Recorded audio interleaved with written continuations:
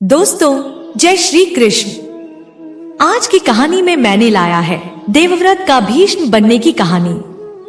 कथा शुरू करने से पहले आपसे अनुरोध है कि मेरे चैनल को सब्सक्राइब करके मुझे सपोर्ट करें ताकि रोचक कहानियां आपके लिए लगातार ला सकूं। वीडियो को लाइक करके अपने दोस्तों को भी शेयर कीजिए। साथ ही अपने कमेंट बॉक्स में जय श्री कृष्णा जरूर लिखिए। धन्यवाद। महान राजा शांतनु कुरु वंश की रमणीय राजधानी हस्तिनापुर में निवास करते हुए समुद्र पर्यंत पृथ्वी का शासन और पालन कर रहे थे। वे देवराज इंद्र के समान पराक्रमी, धर्मज्ञ, सत्यवादी और सरल थे। दान, धर्म और तपस्या से उनमें दिव्य कांति बढ़ती जा रही थी। उनमें न राग था न द्वेष। उनका दर्शन चंद्रमा की भांति सबको प्रिय लगता था। वे तेज में सूर्य और वेग में वायु के समान थे। क्रोध में यमराज और क्षमा में पृथ्वी के समान। एक समय शिकार करते हुए राजा शांतनु भागीरथी गंगा के तट पर आए। वहां उन्होंने देखा कि गंगा का जल बहुत कम रह गया है। इस दृश्य से चिंतित होकर उन्होंने इसका कारण जानने के लिए आगे कदम बढ़ाया। वहां एक दिव्यास्त्र का अभ्यास कर रहा विशालकाय कुमार दिखा, जिसने तीखे बाणों से गंगा की धारा रोक दी थी। राजा शांतनु ने उसे देखकर बहुत आश्चर्य किया और उसे पहचान नहीं सके। बालक ने अपने पिता को देखकर उन्हें माया से मोहित कर दिया और शीघ्र वहां से अंतर्ध्यान हो गया। राजा शांतनु इस अद्भुत घटना से संदेह में पड़ गए और गंगा से अपने पुत्र को दिखाने के लिए कहा। तब गंगा देवी अपने पुत्र देवव्रत का हाथ पकड़कर सामने आई। गंगा ने कहा, महाराज, यह आपका वही पुत्र है जिसे आपने मेरे गर्भ से प्राप्त किया था। यह संपूर्ण अस्त्र शस्त्रों में निपुण है और युद्ध में इंद्र के समान पराक्रमी है। मैंने इसे पाल पोस कर बड़ा किया है, अब आप इसे ग्रहण करें। राजा शांतनु ने गंगा जी के वचनों को सुनकर प्रसन्नता पूर्वक अपने पुत्र को राजधानी ले आए।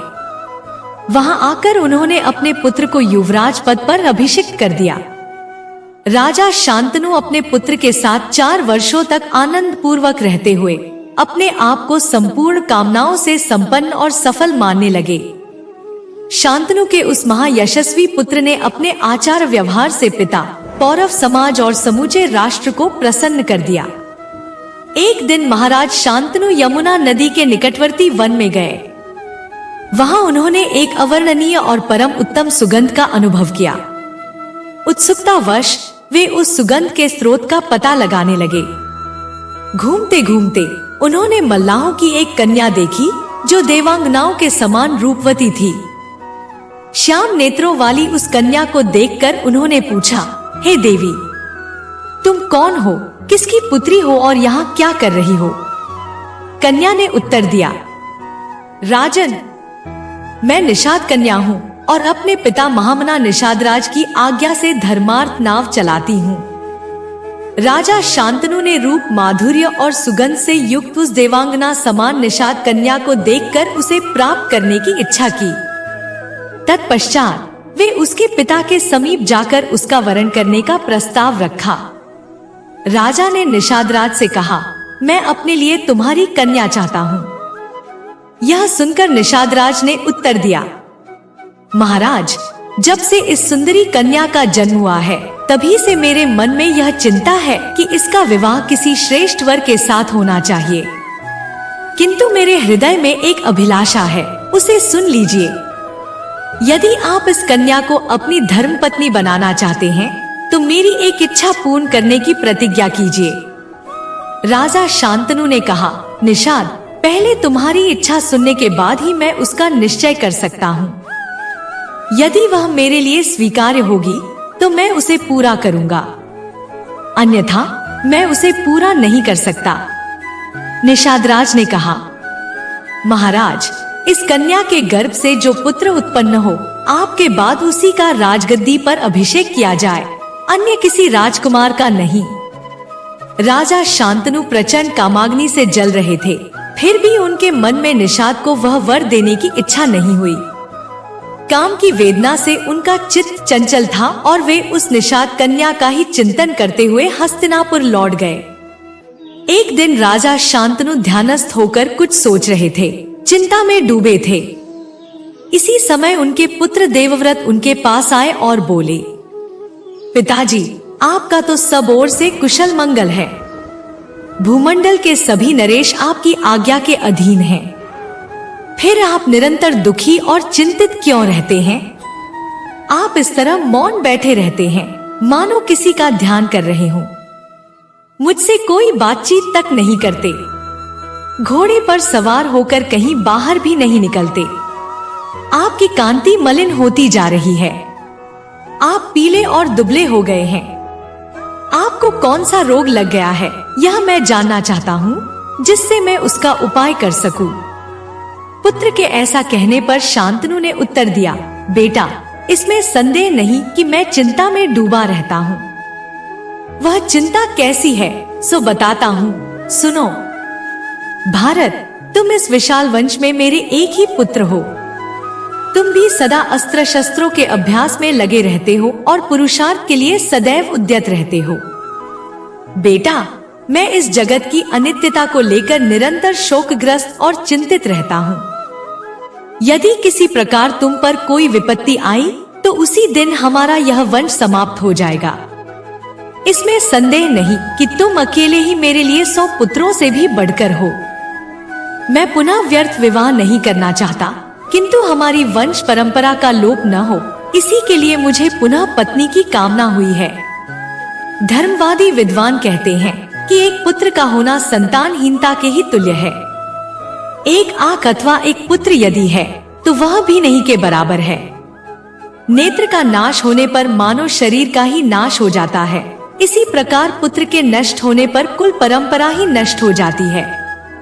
अग्निहोत्र, तीनों वेद तथा शिष्य प्रशिष्य के क्रम से चलने वाली विद्या जनित वंश की अक्षय परंपरा, ये सब मिलकर भी जन्म से होने वाली संतान की 16वीं कला के भी बराबर नहीं है। इस प्रकार संतान का महत्व जैसा मनुष्यों में मान्य है, उसी प्रकार अन्य सब प्राणियों में भी है। इस बात में मुझे तनिक भी संदेह नहीं है कि संतान, कर्म और विद्या ये 3 ज्योतियां हैं। इनमें भी जो संतान है उसका महत्व सबसे अधिक है। इसीलिए मैं इस संदेह में पड़ा हूँ कि तुम्हारे शांत हो जाने पर इस वंश परंपरा का निर्वाह कैसे होगा। बेटा, मेरी चिंता का जो कारण है वह सब तुम्हें स्पष्ट बता दिया। राजा के दुख का कारण जानकर परम बुद्धिमान देवव्रत ने अपनी बुद्धि से भी उस पर विचार किया। तत्पश्चात वे उसी समय तुरंत अपने पिता के हितैषी बूढ़े मंत्री के पास गए और पिता के शोक का वास्तविक कारण जानने के लिए उनसे पूछताछ की। पूछने पर वृद्ध मंत्री ने बताया कि महाराज एक कन्या से विवाह करना चाहते हैं। इसके बाद भी दुख से दुखी देवव्रत ने पिता के सारथी को बुलाया। राजकुमार की आज्ञा पाकर कुरुराज शांतनु का सारथी उनके पास आया। तब भीष्म ने पिता के सारथी से पूछा कि क्या तुम जानते हो कि महाराज का अनुराग किस स्त्री में है? सारथी बोला, हे नरश्रेष्ठ, एक धीवर की कन्या है, उसी के प्रति आपके पिता का अनुराग हो गया है। महाराज ने धीवर से उस कन्या को मांगा भी था, परंतु उस समय उसने यह शर्त रखी कि इसके गर्भ से जो पुत्र हो वही आपके बाद राजा होना चाहिए। आपके पिताजी के मन में धीवर को ऐसा वर देने की इच्छा नहीं हुई। इधर उसका भी पक्का निश्चय है कि यह शर्त स्वीकार किए बिना वह अपनी कन्या नहीं देगा। वीर गंगा पुत्र, यही वृत्तांत है। इसके बाद आप जैसा उचित समझें वैसा करें। यह सुनकर कुमार देवव्रत ने उस समय बूढ़े क्षत्रिय के साथ निषादराज के पास जाकर स्वयं अपने पिता के लिए उसकी कन्या का हाथ मांगा।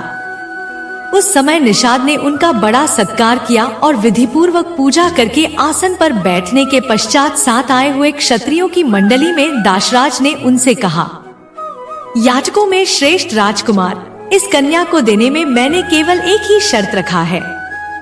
इसके गर्भ से जो पुत्र उत्पन्न होगा वही आपके पिता के बाद राजा बनेगा।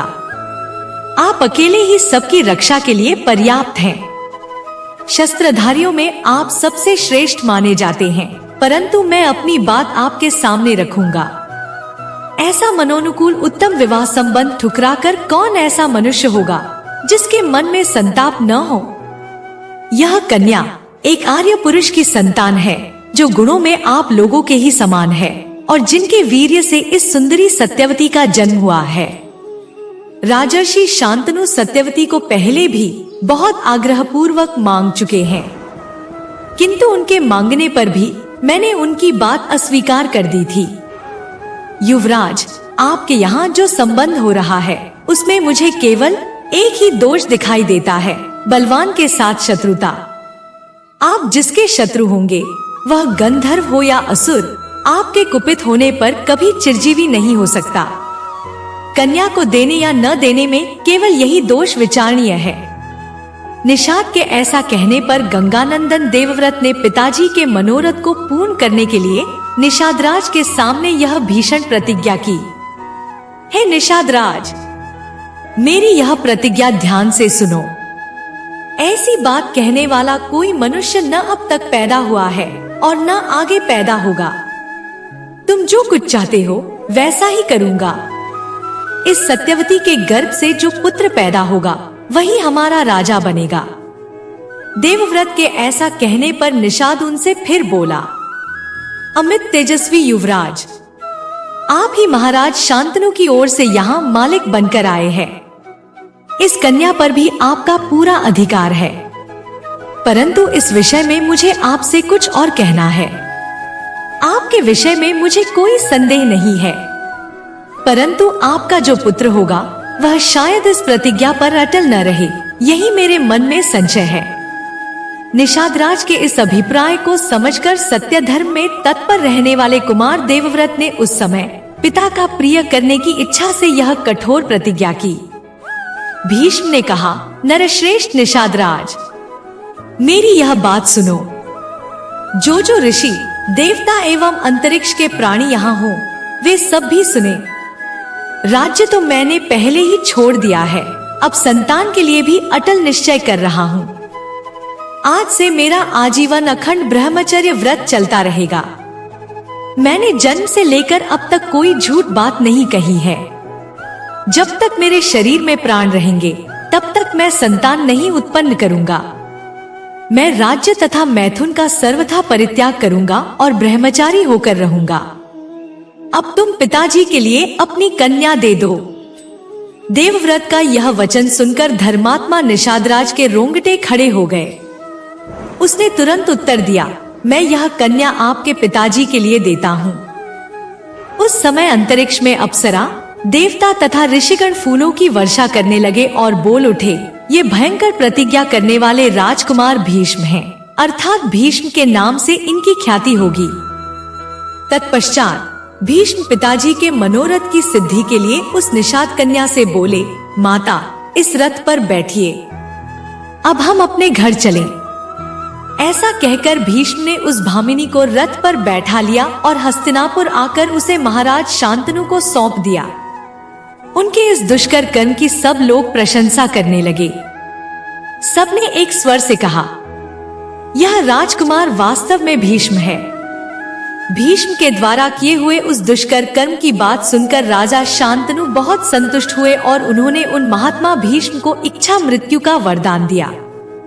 वे बोले, पुत्र, तुम जब तक यहाँ जीवित रहना चाहोगे तब तक मृत्यु तुम्हारे ऊपर अपना प्रभाव नहीं डाल सकती। तुमसे आज्ञा लेकर ही मृत्यु तुम पर अपना प्रभाव प्रकट कर सकती है। दोस्तों, यह थी देवव्रत का भीष्म बनने की कहानी। मैंने अपने तरफ से कोशिश की है। अगर मेरी यह कोशिश अच्छी लगी हो तो मेरे चैनल को सब्सक्राइब करके मुझे सपोर्ट करें। इससे मेरा उत्साह बढ़ेगा और महाभारत के ग्रंथ से रोचक कहानियाँ आपको सुना सकूंगा। वीडियो को लाइक करके अपने दोस्तों को भी शेयर कीजिए। साथ ही अपने कमेंट बॉक्स में जय श्री कृष्णा जरूर लिखिए। धन्यवाद।